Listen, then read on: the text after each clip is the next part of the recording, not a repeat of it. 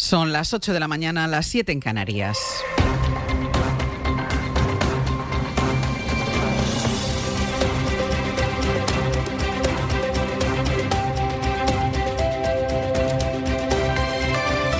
En la cadena SER, Hoy por Hoy, con Ángeles Barceló. Hola, muy buenos días. Duró 5 horas y aquí en la radio las pudimos escuchar de principio a fin, desde que empezaron las primeras preguntas a Pedro Sánchez hasta que terminó el interrogatorio del PP en la comisión del caso Koldo en el Senado. Pudimos escuchar el tono y la bronca y pudimos ver cómo planteó cada uno de los partidos la oportunidad de preguntar al líder del PSOE por el caso que tiene en la cárcel a su anterior secretario de organización y que tiene investigado al anterior. El PP demostró que tenía muchas preguntas, pero que no le interesaba ninguna de las respuestas. ¿Se avergüenza usted de Koldo Ábalos y Cerdán? Es que es así de sencillo. Yo pregunto y usted responde. Yo pregunto y usted responde. ¿Se avergüenza, sí o no? ¿Me dio su mujer en el rescate de Europa, sí o no? Por supuesto que no. Pero no lo digo yo. Pero no lo digo yo. No lo digo yo, sino que lo diga. Pero es que no me deja responder, señoría. ¿Es así? Es que no me deja responder. O sea, es que esto es así, ¿sabe? Yo hago preguntas y usted responde. Pero está evadiendo respuestas toda la mañana. Si a usted se parte de risa a carcajadas mientras estaban llevando el dinero a manos llenas. Quien tenía personal shopper no se dedicaba a sus negocios privados. Su mujer sí, y por eso tiene 5 imputaciones que la mujer de la Juárez no ha tenido nunca. Pero ya le he dicho que no iba a entrar en su juego, señor Sánchez, que se las lleva dobladas. El señor Sánchez... Pero bueno, señoría, yo creo que el respeto institucional... ¿Usted puede hablar de los... ¿Conocía usted a Víctor de Aldama? En absoluto. ¿Cuándo se conocieron? Sí, le he dicho que en absoluto. ¿Cuándo se vieron por primera vez? Está aquí, creo que este es usted y el otro es Víctor de Aldama, ¿sí o no? ¿Le conoce o no le conoce? Mire, aquí lo tiene. ¿Le conoce sí o no? Pero si estoy diciendo ¿sí o no? Que no, señor. Es muy fácil, señor Sánchez. Mire, yo sé que a usted le cuesta decir la verdad, pero dígala por primera vez. ¿Hubo un circuito de entrada y salida de dinero negro en Ferraz? ¿Sí o no? No hubo en la calle Génova, en Ferraz nunca. No está en el objeto de la comisión. El interrogatorio del senador Alejo Miranda del PP fue el punto más álgido de lo que Sánchez dijo que era un circo, que es como se refirió a esa comisión parlamentaria. Sastre, buenos días. Buenos días, Barceló. La comisión era de investigación, aunque en la investigación del caso Koldo no se avanzó nada. Sánchez dice que se fue satisfecho porque pudo defender la limpieza de las cuentas del PSOE y porque quedó en evidencia que el PP había organizado la sesión solo para intentar desacreditarle a él. En el PP dicen que Sánchez contestó con evasivas y los socios parlamentarios del gobierno plantearon preguntas concretas sobre la financiación del PSOE, sobre la conducta de Ábalos, por qué Sánchez lo apartó. Y así pasó la sesión, planteada sobre todo al final más como una sesión para ser representada en directo que como una comisión parlamentaria.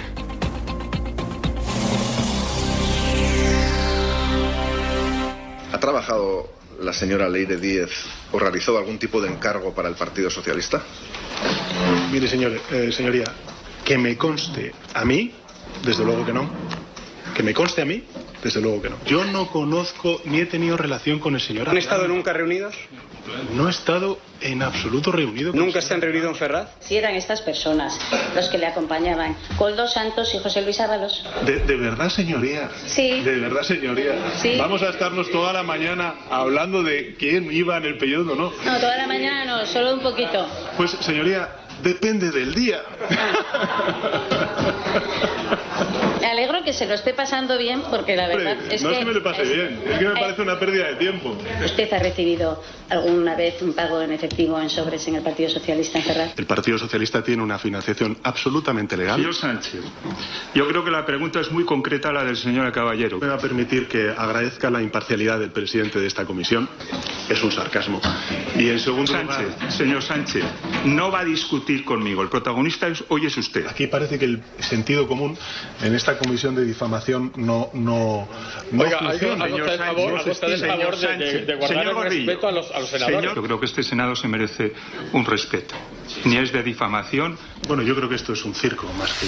Dijo Pedro Sánchez, que terminó encantado de haber ido a su comparecencia. En el gobierno creen que se demostró a lo que iba el PP, a tosigar al presidente con preguntas y acusaciones sin dejarle contestar a ninguna, y creen que Sánchez salva el trago sin daños. Ana Fernández Vila, buenos días. ¿Qué tal? Buenos días. No fue una comparecencia fácil para Sánchez, lo reconocen en Moncloa, pero creen que logró salir airoso o al menos con los principales riesgos superados. Defienden en su equipo que consiguió no entrar al trapo de la estrategia bronca del PP y que no incurrió en ninguna contradicción ni dijo nada que le pueda comprometer a nivel político ni judicial, aunque eso supusiera ayer dejar algunas cuestiones sin responder. Sánchez evitó, por ejemplo, ahondar en su responsabilidad de haber aupado a Ábalos y a Cerdán y despachó preguntas sobre su mujer, su hermano o su suegro con un "no me consta".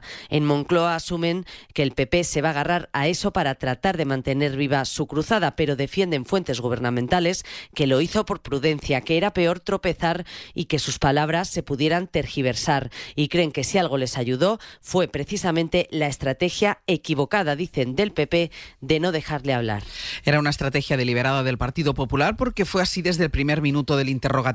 Como decía Ana, en el PP se agarran en efecto a esas cuestiones que Sánchez dejó abiertas y a los "no recuerdo" o "no me consta". Mientras en público todo eran vítores entre los senadores del PP, en el partido algunas voces admiten que no les ha salido la jugada como querían porque Sánchez acabó sin daños políticos. Julia Molina, buenos días. ¿Qué tal? Buenos días. El Grupo Popular en el Senado salió ayer eufórico de la comisión. Abrazos y palmadas en la espalda para el senador protagonista del día, Alejo Miranda, que después del interrogatorio de Sánchez tenía la sensación del deber cumplido. Lo que hemos visto es un presidente completamente arrinconado por la verdad, visiblemente molesto porque le hiciéramos preguntas. Él no está acostumbrado a contestar y lo que hemos visto es que está acostumbrado también a que es el que manda y el que pone las normas. Pero la euforia inicial contrasta con otras voces del PP que en privado lamentan que con la comparecencia del presidente han gastado una bala sin dar en el blanco y que Sánchez sale vivo. Fuentes del partido reconocen que el senador Miranda se aturulló en algunos momentos, que se mostró nervioso, acelerado, pero lo excusan. Creen que la tarea que tenía por delante era muy difícil,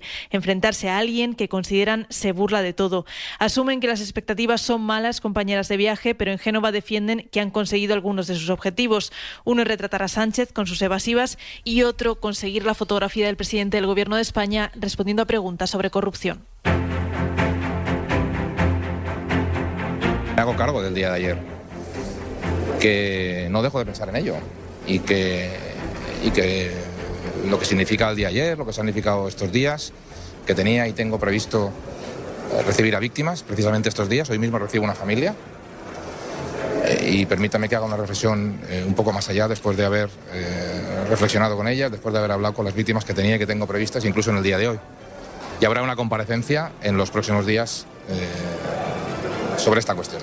Cuando dijo Carlos Mazón que comparecería dentro de unos días, parecía dejar la puerta abierta a pensar si va a seguir al frente del gobierno valenciano, pero él mismo se ocupó de cerrar cualquier hipótesis apenas unos minutos después. Dice Mazón que toma nota del funeral, en el que tuvo que aguantar los insultos y las quejas de familiares de las víctimas. Ahora ha pasado un año y después de ese funeral sostiene que quiere escuchar a las víctimas y hacer luego una valoración. Así que él sigue con su agenda tratando de nuevo que pase el tiempo. Valencia Natalens, buen día. Buen día, sí. De momento descarta que vaya a haber alguna noticia política, aunque afirmó que se hace cargo de lo sucedido el miércoles en el funeral de Estado. Aseguró que no deja de pensar y reflexionar sobre lo sucedido. Tuvo que escuchar gritos reclamándole la dimisión, además de insultos como cobarde y traidor. Anunció una comparecencia sin aclarar si será inmediata, si esperará la remodelación del Consell prevista para la semana que viene o será en alguna de las comisiones de investigación. A la del Congreso ha de acudir el día 17.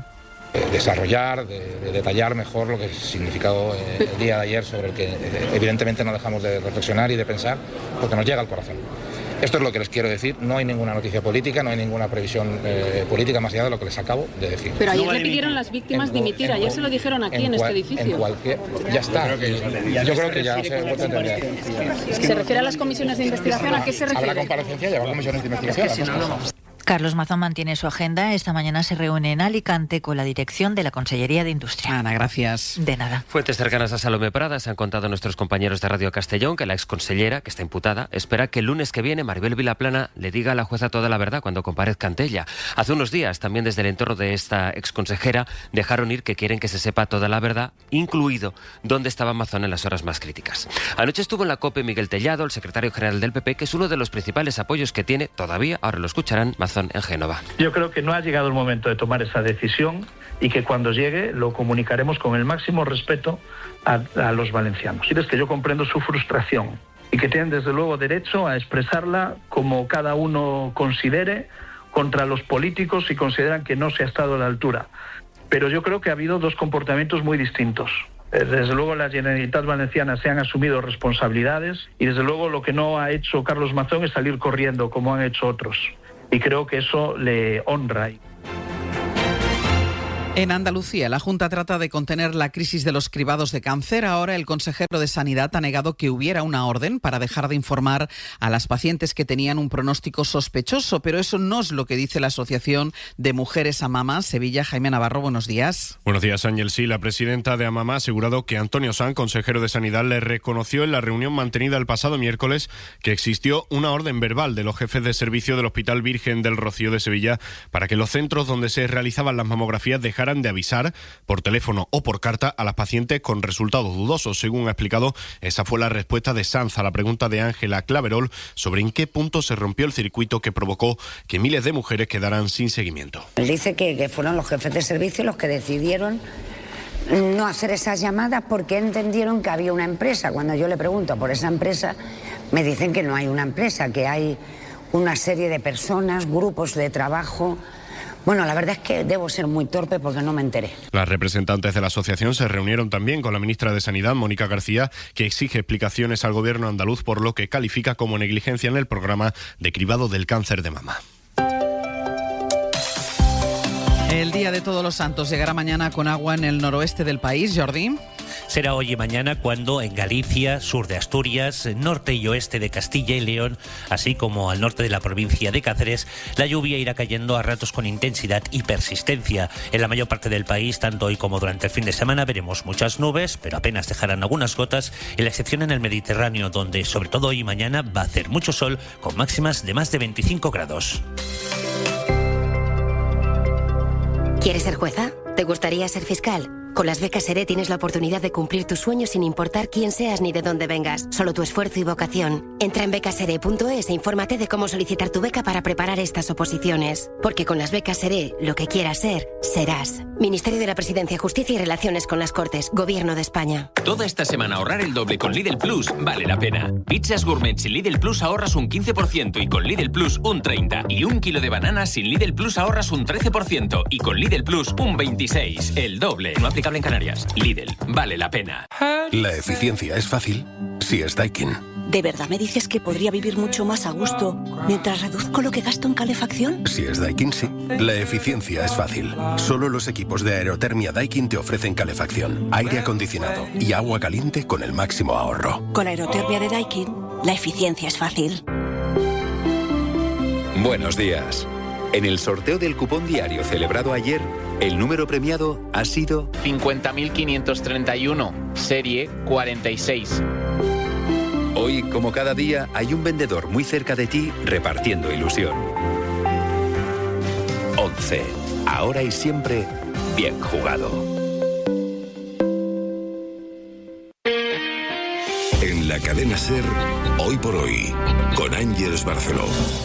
Una de las imágenes del día va a estar hoy en el Auditorio Nacional de Madrid por el homenaje a 18 represaliados del franquismo. La Ley de Memoria Democrática fija hoy como el Día del Recuerdo y homenaje a las víctimas del golpe del 36, la guerra civil, la dictadura, y el Gobierno va a celebrar el acto en recuerdo de esas 18 víctimas que citabas y también colectivos. Varias de ellas son de la generación del 27. Entre ellos están Federico García Lorca, Luis Buñuel o Maruja Mayo. La lista completa la vamos a repasar con Laura Gutiérrez. Sí, la SER ha tenido acceso a ese listado de las 18 víctimas de la represión franquista y de la guerra que hoy van a recibir esa reparación, ese reconocimiento del gobierno. Lorca, también el cineasta Luis Buñuel. ¿Han comido bien? ¿Les ha gustado? Que se tuvo que exiliar durante el franquismo. María Juana Moliner, una de las archiveras y bibliotecarias más distinguidas de la historia de España. Margot Molés, pionera del deporte femenino en nuestro país, que acabó excluida de este mundo y que tuvo que bordar para sacar a su hija adelante. El general Vicente Rojo, Josefina Semper. Ni nos domaron, ni nos doblaron, ni nos deben domesticar. La pareja de Marcelino Camacho, una niña robada, una madre a la que le robaron a su hija, un religioso, la pintora Maruja Mayo y su marido, el escultor Cristino Mayo. También serán reconocidas las 12 costureras de la fosa de Biznar y María Luisa Ramos, la única de los 18 que sigue viva después de sobrevivir a Mauthausen. Os ha contado Laura a las 7 de la mañana que el Gobierno abre hoy de manera oficial el procedimiento para acabar con la Fundación Francisco Franco por apología del franquismo y humillación a las víctimas de la guerra guerra y de la dictadura, prácticas que vulneran la Constitución, así que va a comunicar formalmente el expediente a esta fundación, que ahora tendrá 10 días para presentar alegaciones. Después de la ola de incendios de este verano, la Fiscalía ha abierto una investigación a la Junta de Castilla y León. Una asociación del Bierzo presentó una denuncia contra el presidente autonómico y contra su consejero de Medio Ambiente. ¿Qué dice la Junta? Valladolid, Mario Alejandre, buenos días. Buenos días. Pues lo primero que han recordado es que hace 3 años, tras los incendios de la Sierra de la Culebra en Zamora, otra denuncia similar, entonces promovida por comisiones obreras, fue archivada. Carlos Fernández Carriedo es el portavoz de la Junta. Hay una denuncia presentada y hay una documentación que se solicita, que nosotros entregaremos, y que es natural que si hay una denuncia se examine por parte de la justicia. Las diligencias abiertas por la Fiscalía del Tribunal Superior de Justicia responden a una denuncia de la asociación Bierzo Aire Limpio. Responsabiliza a Maño Goya Quiñones, el consejero, por presuntos delitos de prevaricación por omisión contra el medio ambiente y por prevaricación. Si te preocupas demasiado por el futuro, te pierdes el presente. Deja que los planes de pensiones de Mafre se ocupen de tu futuro. Y ahora hasta un 3% de bonificación si trasladas tu plan con nosotros. Consulta bases con tu mediador de confianza o en mafre.es. En el momento de la verdad, ¿a quién elegirías? Mafre, tu referente en planificación financiera. De nuestra bodega Marqués de Carrión y del viñedo más prestigioso del mundo, Antaño Rioja. Un vino único con la calidad y tradición de antaño. Desde 1890, el esfuerzo de una familia. Antaño Rioja. Solo hasta el 31 de octubre, suscríbete a El País por 9,90 € el primer año. Accede a todo el contenido en web y app y apoya el periodismo de calidad. Aprovecha esta oferta limitada. El País. A ver, si no se quita el cupón del sorteo 11 del 11 de la 11 de la cara, no puedo hacerle la endodoncia. Es que si me hago millonario, no quiero que me reconozcan. Ya, pero si no le arreglo esa caries, va a poder guardar los 11 millones del premio en el hueco de la muela 18. Me da igual. Fermín, colabore. Si no quieres que te reconozcan por ser millonario, cuidado que llega el sorteo 11 del 11 de la 11, con un premio de 11 millones y 11 premios de 1 millón. Sorteo 11 del 11 de la 11, el famoso sorteo de la 11 que más premios millonarios da. 11, ahora y siempre, bien jugado. Juega responsablemente y solo si eres mayor de edad. Hoy por hoy, Àngels Barceló. Hace unos días les contamos el pasaje que vivió el rey Carlos de Inglaterra, al que en un acto público se le acercó un hombre para increparle por el príncipe Andrés, vinculado al magnate y delincuente sexual Jeffrey Epstein. Iba creciendo la presión y el rey ahora ha decidido retirar a su hermano el título y los honores de príncipe. Londres, María Sabarís. El hasta ahora príncipe Andrés será conocido de ahora en adelante como Andrés Mumbaten Windsor. Así lo ha decidido el rey Carlos III en una decisión personal y tras consultarlo con el gobierno. Una medida que llega tras los escándalos y continuas acusaciones que acorralan a su hermano por su relación con el pedófilo Jeffrey Epstein. Aunque Andrés continúa negando las acusaciones en su contra, es evidente, dicen desde Buckingham, que ha habido graves errores de juicio. El monarca echa además a su hermano de la mansión de Windsor en la que vivía y de la que llevaba 20 años sin pagar alquiler.